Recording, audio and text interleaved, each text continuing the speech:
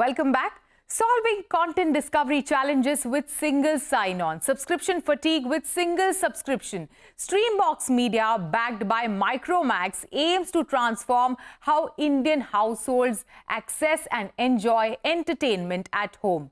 The subscription service integrates a 4K QLED TV with OTT streaming platforms, AVOD platforms, live channels, gaming, news and more into a single subscription plan. It is called Dor, and Rahul Sharma, co-founder of Micromax Informatics, says this will disrupt how India consumes entertainment. I got up with Rahul after almost a decade and we spoke about what is Micromax up to now. What new ventures and businesses are they setting foot into, and will we get to use a Micromax smartphone again soon? Let's find out.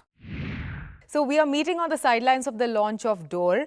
How will it function exactly? What is the issue that it will solve for, and what is the need gap that Dor is fulfilling currently in the India market? Sure. So this idea came when we, saw the whole TV ecosystem and the app ecosystem, because earlier it was only a TV ecosystem, and then slowly in the last 3-4 years, the whole app ecosystem is coming up. So, and then there is a different ecosystem wherein you buy separate connection for a dish TV, right, or a dish antenna, or a cable TV. So this is all completely disjointed. Yeah. We wanted to combine everything together and give a seamless experience to the user. And hence, we first came out with the concept of operating system, because again on TV side, the operating system is, is very fragmented. Lately Google has started coming up in there, but unlike the mobile phone ecosystem where you have only two ecosystems, one is an Apple and one is Google, here it is a little, you can say, fragmented. So of course, Google is coming onto that, but then everybody else, has something of their own. So the idea was, can there be an ecosystem for the world coming from India? And that's an attempt. And Dor combines everything. So it's not only the operating system, but the whole experience of how do you consume the content and how in future you're going to consume the content. So basically what we have done is we have created an operating system, combined all the apps together, single sign-on. So for example, if you have to use it, you'll just put it on TV and then say shibani@gmail.com. You will be able to watch everything seamlessly. You don't have to go in every single app, right? And everything will be available there. For example, if today I'll ask you if you have to watch a throw of Neeraj Chopra, you don't know where it's going to come. So you'll go on Google first, kahan pe aa raha hai, kaun si app pe hai, and then you will go and see, you have membership of that. So it makes discovery easier, discovery faster, which is like one of the biggest challenges for the OTT platforms right now. Yeah, so no, it's not only discovery, it is the accessibility. We are, we are known for massification. We will go, really deep down the real India. So we have taken all of these things, and you're gonna have all the subscriptions or all the apps. You don't have to pay one by one to, to anyone. At a very, it's a subscription fee. And then also we're going to come and put a TV. We are not calling it a TV, we're calling it a smart screen. So we'll put a smart screen at your home, and all these things will work seamlessly. So subscription, what will it cost like an average user, and how will it work out? No, so subscription are going to cost you for all the apps is going to be only 799 rupees a month. That's what you're going to pay. Otherwise, if you see all your subscriptions of all the different apps and then all the TV channels, by the way, this has around 300 TV channels. So you can watch anything which is coming on your, on your all channels.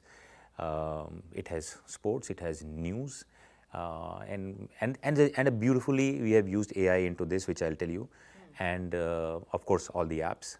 And for all of this, you just pay 799 rupees a month, and then of course, as I said, we'll put you a TV at all your home also. And TV at home, how much will it cost, and how much will it last, how many years? Because even the TV ecosystem is fast evolving, and yes, so I like this word, fast evolving. So this means there is a requirement of disruption in this, and you need to evolve more faster into this. Like the way mobile phone has progressed, TV is still still coming up, but I think there is a need to change the whole game here right now. So people are right now paying, let's say, for a 43-inch TV, maybe around 30,000 to 50,000, depending upon what brand do you buy. And then you're stuck with that TV because technology is changing fast. So, why don't you pay just a fraction as an activation fee? So we can just, for example, a 40 QLED. Yeah, so all that, see, these are all state-of-the-art TVs, and I don't like to use the word TV. These are all smart screens, right? So all smart screens with beautifully done up remote control with solar in it, so that you don't have to, every time you're not looking for those cells and all.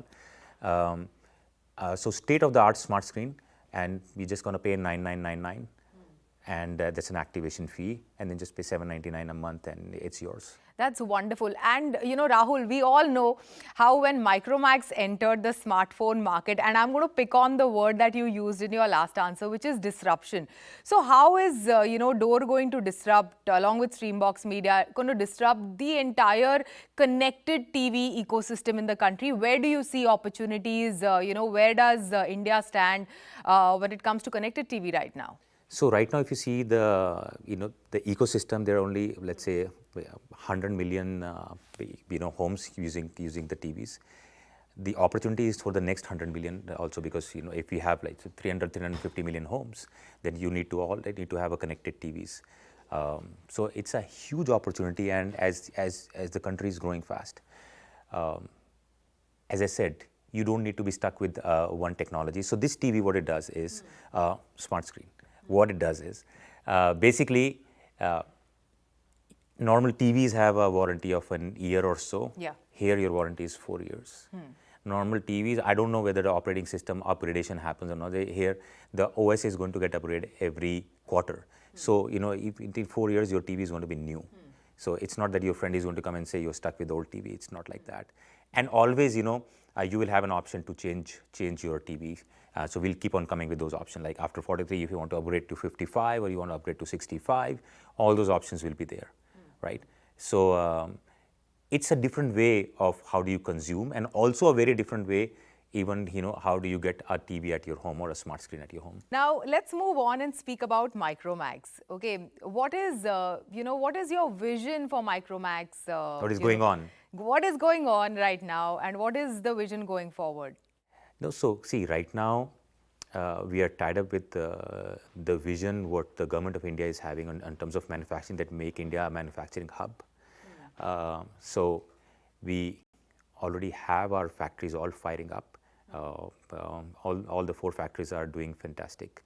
So we've been manufacturing, doing EMS and and manufacturing services for all the major brands. So it's so far so good. Combining with the vision what the government is doing. So this is one. Second, we want to combine that with the component ecosystem, because the component ecosystem, that also needs to grow in our country. So our focus is that we want to grow the local component ecosystem on this. Very similar to what happened to the auto industry like 30 years back or so, when the Hondas and the Suzukis of the world came in here. They also created the whole ecosystem of auto components, and now you see all the big companies on components. They're doing very well. Similarly, I think same thing has to happen on the electronics industry as well. So of course, with manufacturing, we will be moving on to the developing the component ecosystem also.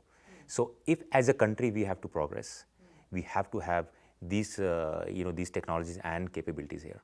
And I read that you're getting into AI hardware as well. Yes, I must say you came here very well informed. Yes, certainly. So that's another business stream what we are getting into. Again, there are multiple things onto that.